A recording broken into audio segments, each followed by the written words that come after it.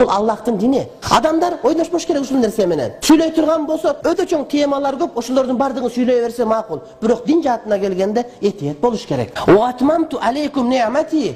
Men pendelerime vere turgan jakşılığımды толук кылып бердим дейт. Динибиздин толук экенин дагы кайталап атат. Динибизде малды кантип союш керек, даратканага кантип барыш керек, келиш керек. Hurrimat alaykumul maytatu wad-damu wa lahmul khinzir. Силерге өлүп калган малдын эти, кан, чочконун эти арам болду деп келип туруп, анан дин толук кылып бердим дейт. Эң эле кызык, эмне үчүн кайсы эт арам экенин айтып атып, дин толук кылып бердим десе, ушундай жөнөкөй нерселер дагы динде баяндалган.